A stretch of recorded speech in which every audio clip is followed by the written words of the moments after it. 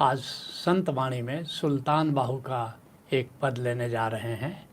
सुल्तान बाहू का जन्म 1629 ईस्वी में हुआ और 1690 ईस्वी तक पंजाब की धरती पर सुल्तान बाहू अपना गीत गाते रहे।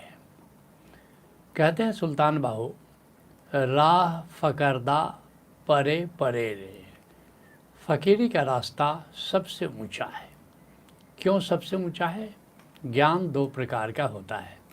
एक वाचक ज्ञान जो ग्रंथों से हमें उपलब्ध होता है, और दूसरा अनुभव ज्ञान जो आत्मा के अनुभव से, ब्रह्म के अनुभव से, भीतर घटाकाश के अनुभव से, उससे हमें उपलब्ध होता है। और ये जो फ़कीरी का रास्ता है, ये वाचक ज्ञान पर आधारित नहीं है। धर्म ग्रंथों को पढ़ करके इसको अर्जित नहीं किया जाता है। ये जीवन की किताब पढ़ करके यह ज्ञान अर्जित किया जाता है। इसलिए कबीर साहब कहते हैं, मन लागो मेरो यार फ़कीरी में, जो सुख पाऊँ राम भजन में, सो सुख नाही अमीरी में। इसमें राम का ज्ञान, ओंकार का ज्ञान प्राप्त किया जाता है, जो हमारी आत्मा का संगीत है, आत्मा में गूंज है। तो ये रास्ता वाचक ज्ञान से बिल्कुल अलग है, अनुभव ज्ञान पर आधारित है। आज की भाषा में कह सकते हो कि सहज योग का जो मार्ग है, ये फ़कीरी का मार्ग है, जिसके लिए पलटू साहब कहते हैं, ज्ञान ना ध्यान ना जोग ना जुगत है। कहते हैं कि ज्ञान योग का मार्ग मेरा नहीं है, ध्यान योग का मार्ग मेरा नहीं है, और कहते ना जोग ना जुगत है, ये गोरख धंधा नहीं है, इसमें अष्टांग योग का भी ये मार्ग नहीं है, और कोई ऐसी विधि विधान का भी ये मार्ग नहीं है। मुक्ति चेरी भई द्वार ठाढ़ी रे। पलटू साहब बड़े साहस का वक्तव्य दे रहे हैं कि मैं जिस मार्ग पर चल रहा हूँ, ये मार्ग में तो मुक्ति दासी बन कर के खड़ी होती है, जबकि बाकी सारे रास्ते मोक्ष उनकी मंजिल होती है। लेकिन यहाँ मोक्ष मुक्ति ये सब रास्ते की बातें हैं। कहते हैं तीर्थ ना व्रत ना दान ना पुण्य है। बाकी बहुत सारे लोग हैं, बहुत सारे मार्ग हैं, बहुत सारे संप्रदाय हैं। लोग तीर्थ जाते हैं, व्रत करते हैं, दान करते हैं, पुण्य करते हैं। परी जमराज पर चोट गाढ़ी रे। लेकिन मेरा मार्ग ऐसा है कि यह मार्ग यमदूत नहीं आता अंत में, बल्कि यहाँ तो वैकुंठ लोक से, आनंद लोक से संत स्वयं आते हैं, और वे मार्गदर्शक की तरह मृत्यु के पार किसी और आनंद लोक में ले जाते हैं। कहते हैं पूजा आचार ना नेम ना धर्म है। इसमें पूजा पाठ का विधान नहीं है, इसमें कोई सदाचार दुराचार की बातें नहीं है, इसमें ना नियम व्रत की बात है और ना पाप पुण्य की बात है। लेन को आए बैकुंठ वाड़ी रे। यहाँ तो बैकुंठ लोक से संत आते हैं और फिर बैकुंठ में ले जाते हैं, संत लोक में ले जाते हैं, मुक्ति लोक में ले जाते हैं। दास पलटू कहे राह सब छोड़ के, सहज की राह एक संत का ही रे।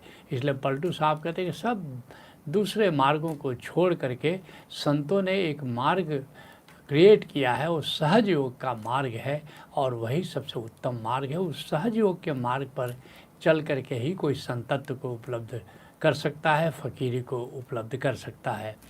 कहते सुल्तान बाहू, राह फकरदा परे परे रे, ओढ़ कोई न दिस्से हो। क्यों फ़कीरी का मार्ग सबसे उत्तम है? क्योंकि अक्ल के दायरे से परे है।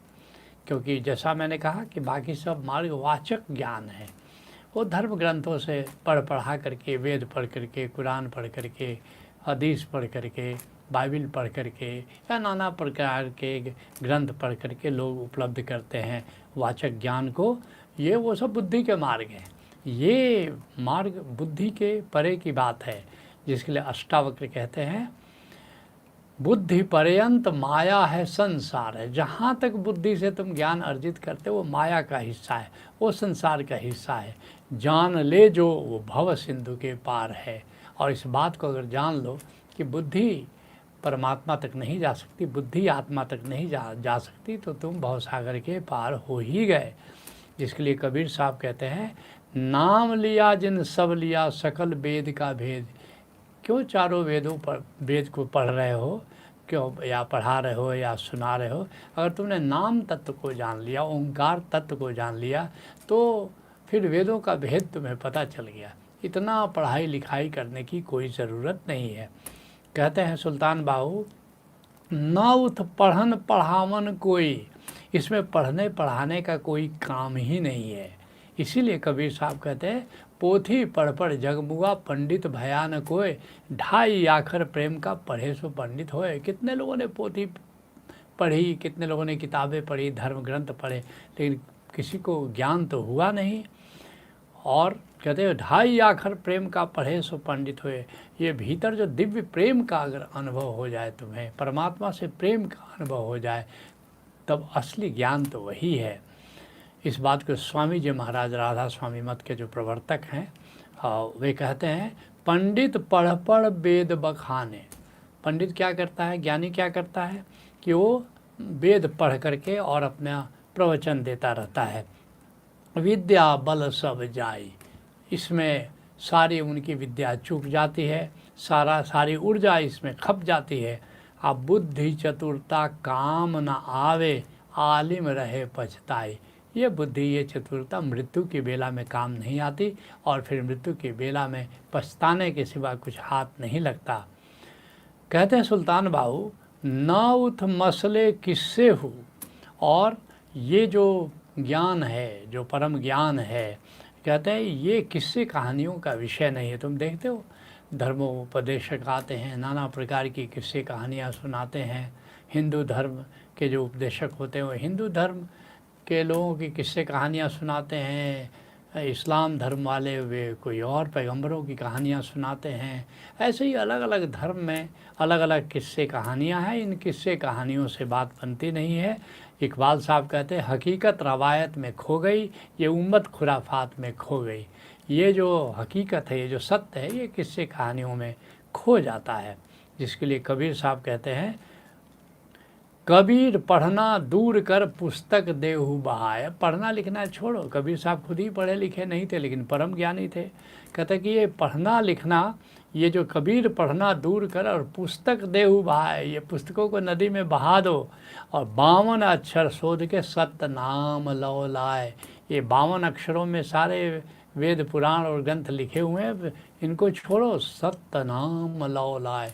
ये जो सत्य नाम है, एक ओंकार सत्य नाम है, जो नाम तत्व है, जो ओंकार तत्व है, बस इसको जानो, इससे प्रेम करो, इसके प्रेम में पढ़ो, तब जाकर के फ़कीरी हासिल होती है। कहते सुल्तान बाहू, यह दुनिया है बुत परस्ती। कहते सारा संसार वो पाषाण की पूजा में उलझा हुआ है। हर धर्मों ने, हर मजहबों ने कुछ न कुछ स्थूल प्रतीक खोज लिए हैं, और चलो शुरुआत करने के लिए बात अच्छी है, प्रतीक रूप में बात अच्छी है, लेकिन उसमें उलझ जाना अच्छा नहीं है। जिसके लिए कबीर साहब कहते हैं, पूजा सेवा नेम व्रत गुड़ियन सा, ये गुड़ियन का सा खेल। ये पूजा करो, सेवा करो, नियम करो, व्रत करो, ये गुड्डे गुड़िया में जैसे बच्चे उलझे होते हैं, उस तरह की ये प्राइमरी स्कूल की बातें हैं। जब लग पीऊ पर से नहीं, तब लग संशय मेल। जब तक अपने प्रियतम को, गोविंद को हम जान नहीं लेते हैं, तब तक मन में संशय बना रहता है। अनुभव ज्ञान जब तक नहीं होता है, तब तक मन में दुविधा बनी रहती है। कहते सुल्तान बाहू, मत कोई स्तों विश्य हो। इसलिए आए लोगों, इन प्रतीकों पर भरोसा मत करो, इन प्रतीकों पर अटके नहीं रहो, आगे बढ़ो, कुछ अनुभव ज्ञान को प्राप्त करो। जिसके लिए कबीर साहब कहते हैं, कर्म फंद जग फंदिया। लोग ऐसे ही कर्म बंद में ग्रस्त हो जाते हैं, क्योंकि अज्ञान में जो भी कर्म तुम करते हो वो बंद का कारण होता है। कर्म फंद जग फंदिया, जप तप पूजा ध्यान। कोई जप करता है, कोई तप करता है, कोई पूजा करता है, कोई किसी का ध्यान करता है। जे ही शब्द ते मुक्ति होए, असो न कर परय पहचान। लेकिन जिस शब्द को जानकर, जिस ओंकार को जान करके मुक्ति प्राप्त होती है, लोग उसको जान नहीं पाते, पहचान नहीं पाते। कहते सुल्तान बाहू, मौत फ़कीरी जे सिर आए। जिसको जीते जी मरना आ गया, सारे संत जीते जी मरने पर जोर दे रहे हैं। जीते जी मरना क्या है?